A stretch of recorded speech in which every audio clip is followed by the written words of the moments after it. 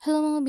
So another day, another vlog. So ito ngayon ang kaganapan ngayong araw na ito. So ito nga po ang unang program na ginanap ngayon sa school namin. Late nga po ako nakarating dyan at kasama ko nga si Iper dahil gusto niyang sumama at makita ko ano ang gagawin ko sa school. So pagdating nga namin ni Iper, ito na lang ang nadatnan namin and part na nga siya ng closing remarks. Kung hindi nyo nga po natatanong, well hindi nyo nga natanong, ako po ay isang half Igorot and half Ilocana. So ang daddy ko nga po ay Igorot from Sagada Mountain Province. Ang nakakalungkot nga po, hindi po kami marunong magsalita ng Kankanaey dahil habang lumalaki po kami, ang ginamit lang po na dialect ay Ilocano. Pagkatapos nga po ng program, pumunta po kami dito sa may gilid at maraming pa pong tirang biko at mga kamote. At si Kuya Iper nga po, ang kinain niya ay itong biko dahil masarap nga daw po. Para po sa hindi nakakaalam, ako mag-aaral ulit bilang isang nursing student dito sa may Baguio Central University, Baguio City. Aral nga po ulit ako dahil gusto ko po magkaroon ng degree. At kung tatanungin nyo nga po ako kung bakit nursing ang kinuha ko ay hindi ko rin po alam. Pero joke lang po yun. Dapat kasi pag nag-nursing ka or pag kinuha mo itong course na to, dapat buo ang loob mo at may mga reasons ka.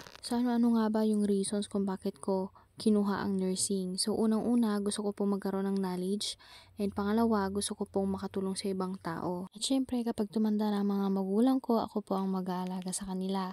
And lastly, gusto ko nga po makapag-abroad. So balik nga po tayo dito sa video. Pagkatapos nga po namin kumain ng biko at ng kamote, tumulong po kami sa pag-arrange ng upuan at ng mga table. Pagkatapos nga po niyan, umalis na po kami at pumunta na po kami sa may palengke dahil itong si Kuya Iper nagpabili po siya ng pogs. Halatang antok na tong si Kuya Iper. Pero dito nga po, bumili pa nga po kami ng kikiam at ng kwek-kwek. So pagkatapos nga po namin bumili, pumunta na po kami sa paradaan at habang naglalakad nga po, kinakain na ni Kuya Iper itong kwek-kwek at itong kikiam. Nakasakay naman po kami agad ng jeep at itong si Kuya Iper, antok na talaga siya. Habang kinukuhanan ko nga siya ng video dito, ang dami-dami kong nare-realize sa buhay. Napakalaki na nga ng aking Iper. Habang pauwi nga po kami, may nakita si Iper na pusa. Aba, at gusto pa niyang ampunin ang pusang ito. So Kuya Iper natin, napakahilig niya po sa pusa. At syempre, may hilig din po siya sa mga aso. Napakaganda nga ng klase ng pusang ito. Napaka-cute. Pagka-uwi ko nga po ng bahay, naligo na po ako at nagpalit din para bumalik dito sa school dahil meron pong pageant at meron din po kaming acquaintance party. At pagkatapos nga po ng pageant, dali-dali po kaming kumuha ng mga kaibigan ko ng pagkain dahil mahaba po ang pila.